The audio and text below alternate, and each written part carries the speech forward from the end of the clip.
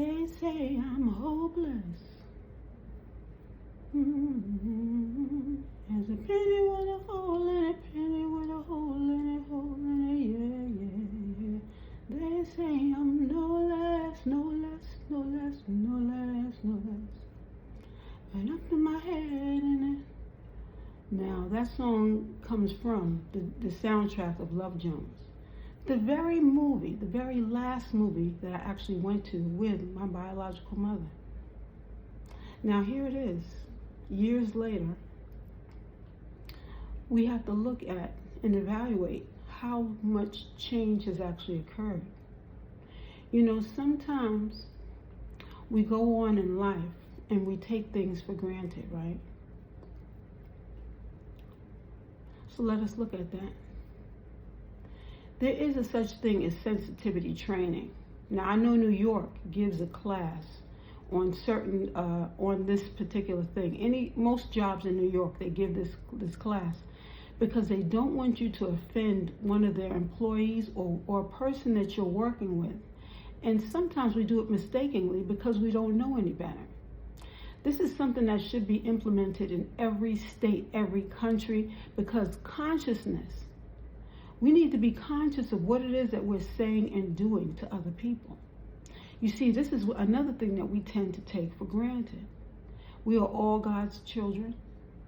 No one should be treated differently because of whether they dress a certain way, whether they look a certain way, whether they are of a different color or ethnicity. You know, it's important that we look at these things. There was a woman who was at the bus stop. Now we're revisiting this story now. I'm bringing this up again because the same thing just happened recently. At the mall, sitting at the bus stop, waiting for the bus to come. And a woman is pulling at her clothes, and she's stressed. She's stressed, and nobody knows why the woman is stressed. So she begins removing her clothes. A woman has her child sitting right next to her, and both of them are in awe of what's happening. Now, in most cases, if you ask a parent, what would you do in this case? In most cases, a parent would protect their child. They would turn their child away from what's going on, and they would speak to that child in a gentle manner to allow the child to understand that some things that happen are out of our will, out of our control. And sometimes people do things that they might not otherwise do if they were in their right state of mind. Now the other woman is not in the right state of mind. Who knows what she's going through, but she's removing all of her garments at the bus stop. People are taking out their phones, filming it, and the police have now been called, and now they're trying to put something around her and allow her to, put her clothes back on. This is being brought up because, again, how do we treat people? How do we act in situations such as this? Okay? What would be the right thing to do? Now, the police officers are handling it by protocol, what they were taught, what they were trained to do, to basically get the woman, remove her from where the crowd is, and to help her, assist her in placing those clothes, those garments back on her body. But what about everyone else? Is it right that people would take their phones out? Is it right that a mother would just allow her children to just watch it like it's a movie? You know, when I was younger, I didn't understand why it is that I could not watch certain things. You're being protected when you're not allowed to know so much sometimes, okay? So the protection of not knowing things too soon, the protection of you going to bed at a specific time so that your brain cells will be nurtured and they will actually heal while you're sleeping. You know, a child sleeping, going to bed at a decent hour is not a punishment. It is a gift. If you take your child and you put that child down at bedtime, that child's brain cells are able to work better the following day. Eating the right foods, getting the right amount of sleep, this is part of your own body's protocol. So why is it that we're allowing our children to learn too much? Some of these latest dances are not exactly a dance that you would want your child to do, because it's sending a message to those who are watching. Now, I know you say, oh my goodness, a little dance. Well, a little dance can go a long way. You have people who watch, you have people who are of a different frame of mind who are watching. And the last thing you need is for something to go wrong and you to be feeling like you were the blame later on. So it's important that we look at how we even show our values to our children. That song speaks of people saying that the person is not worth a penny. Now, mind you, a penny is worth a lot more because a penny is made with copper. Now they're trying to say that no more pennies because the value of that penny does not equal what they're using it for. So when we look at our lives, when we look at how we measure what our worth is, what message are we sending out to children, we need to make sure that we're very clear in what we're saying and how we are in operating, in operation or operational, so to speak. When we're going to buy things, okay? Let's say you go to a thrift shop. Now, the thrift shop is a great place to shop. But when you go to the thrift shop, you realize that why is it that you've been paying full price for certain things? Because the certain things that you've been buying, if you find it at the thrift shop and you find it for $2, you're going to be upset. I paid $100 for this and I paid $2 for it at the thrift shop? Really? What is it that we are valuing? You go to a woman's house, older woman's house. She doesn't seem to have a lot going on the outskirts of her house. But when you go into her house, you have to walk in like a trail because she has so much stuff that she can barely walk in her own home. So guests have to walk on the trail because she's not moved half of these things because she bought too much stuff. She used her money in a very insufficient way. Now you say, who are you to judge what a person buys in their home? No one's there to judge. But if people can't even so much as walk in that house or walk out of that house without tripping or falling, if it is a liability to go into someone's house, then that means we need to rethink it. So anyway, this elderly woman has been buying stuff off of HSN, QVC, and her house is not so clean. Maybe she does not have a lot of interaction with people going on. And this is how she feels she has to stay closed into her own home. It is important that we look at what it is that we're doing. We need to be sure that if we're not volunteering, we're helping in some way. Because our elderly people are suffering indoors in a lot of cases. I told you guys before, when I went to the library, I had to help an elderly woman because she had no friends. And the woman behind the counter could only help but so many people at the same time. If we're looking at our lives and we're looking at our lifestyles, are we living the life that we are really happy with? You know, someone said, you know, my godbrother made a comment about how I just throw a dart at the map and that's where I end up going. Well, I don't do that, but I think that's a pretty good idea. I like that idea. What it is I've been to every state in this country. Now, I did it while trucking or I did it while just traveling. And one of the reasons why I felt that was really important is because it's important to see how other people live. It's important that we help other people. And it's important that we understand each other. When I say a sensitivity training program needs to be placed in every form of work, that is a serious thing that needs to happen. Because you have a lot of people mistreating other people all because they don't understand that person's background. Now that might not be the reason why they're doing it.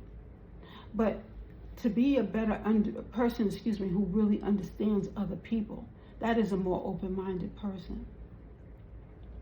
You see, you can go to another country. Like I said, I traveled to other countries, and while traveling to the other countries, And people asking me, do I know their cousin or relative or friend in another state? And I said, I don't even know what it's like in those states. And that's what made me start traveling around throughout the states, because I really did want to understand. When I went to Seattle, Washington, and I saw the homeless issue that they had there, I was so disappointed, and my heart was broken by what I saw. People living in tents, people, asking for money. I mean, this happens in other states. I've seen this in Chicago. I've seen this in New York. I've even seen it outside the country. I've seen it at the airport in Italy. And it just shows you that this is a growing problem, and we need to figure out a way in which to solve it. There's so many different topics that we can speak of, but what I really want to make sure that I'm being clear on is how you make a person feel, the worth of a person. If you can make a person feel so low, as though you're stepping on their foot, the pain that they feel in their heart matches that means you're doing something wrong. There's been certain jobs. I've worked all over, I worked in almost every state that I've lived in. In fact, every state that I've lived in, I've worked. And one thing that I have to say is, when people feel as though they have the right to make you feel uncomfortable, then that means you have to re-examine who you are and what it is that you're doing. Again, we are all God's children. So if we are God's children, we are to be treated equally. I was working at this company recently, and a young man came up to me and asked me a very inappropriate question, which led me to believe that either he had no home training or he needed to be reprimanded. Now, I'm not one to make a person lose their job, especially because I felt like he was really very, how do you say? He just had a lack of knowledge, okay? So I spoke to a person in one of our peers, and I asked, an older gentleman actually, he's not really a peer. I asked the supervisor, could he possibly just have a one-on-one talk with this young man, because, he must be lost in some way. I tried to explain it to him, but coming from a woman's perspective, I felt like maybe a male might be able to relate to him a little better. And when I spoke to the gentleman, the gentleman said to me, just report him. And I said, wow, I felt like the two of them were more on the same level. They're both from the same background, same country. And I felt like he would accept it better coming from an older gentleman, I then spoke to him again, and I told him, I said, some of the things that I don't think that you are aware or conscious of some of the things that you're talking about. Because in our sensitivity training, they actually told us, this was not appropriate to greet or speak to a person on such a topic. But he found it to be very funny. And, the people who are in our surroundings found it to be quite funny. And my thing is that not only could you be fired for some of the things that he was saying, but it's just so inappropriate on so many different levels. Now, I thought about that for a while afterwards, how I might have been able to rearrange it or fix it, or it wasn't my job. But the job of all of us is to help in some way. Now, this kid, I'm going to say kid because he must have been about 22 years old. And, he has a mother, but did not have a father in the home. Now, some people say, oh, that has nothing to do with it, whatever. It does have some things to do with it. When you don't have a male source to mentor you, sometimes you might find yourself caught up in situations that you don't feel are a big deal, but they really are a big deal. And then I thought about so many different jobs that I've had in the past, where I've had people from my past try to speak against me in regards to having people reevaluate me as a person and whether I need to be on that job site, you know. And I felt like maybe this young man, might have been compromised by such a situation. Now, you have some people who are very strong-minded and they cannot be influenced by others. And then you have some who might be considered weak-minded, weak-willed even. And another person can influence that person to say and do certain things. Sensitivity training is something that might even help in that area. You see, when you're dealing with different cultures, some things might not seem like a big deal because this is in that culture, this is something that might be considered cool. But in the work environment, it is not appropriate, it's not allowed, and it's not appropriate. Sensitivity training takes care of so much of that. It places it under that umbrella. And the more we continue to allow so much to happen, we place more of it turns into a lawsuit. It can turn into a lawsuit for that company when the people are not trained properly. Because now other people can say, okay, I'm going to sue this person for this and that and the other thing. Or I'm going to sue the company because we were at the company when it happened. You know, if we do not begin to look at how people are being treated, it can spiral into something a lot harder for us to handle. We as people need to begin to treat others the way that we would want to be treated.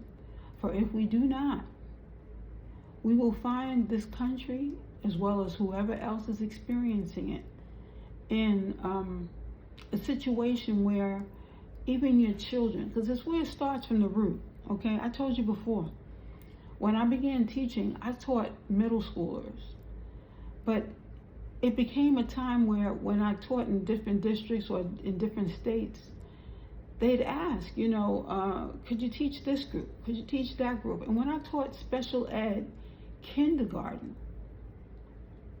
I learned so much because at that age, they are just beginning the process of coming to school.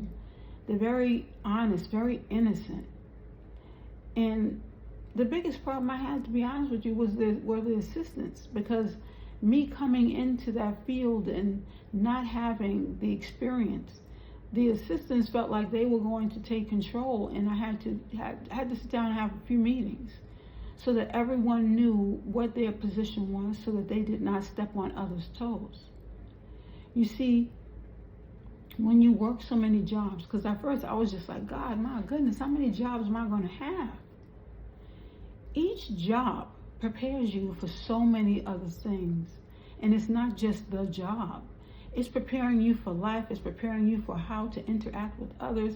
It is preparing you how to even be a human being, because we want to treat others like human beings. We want to treat others like we would want to be treated ourselves. So anytime you treat a person less than a penny, you are setting yourself up for the chess game of the karma that you wish that you'd never ventured in. Now, I say this not to scare anyone. I say this because everyone deserves to be treated with quality. You know, when you purchase an item at the store, do you just throw it on the ground after you finish purchasing it? No, you treat it with respect.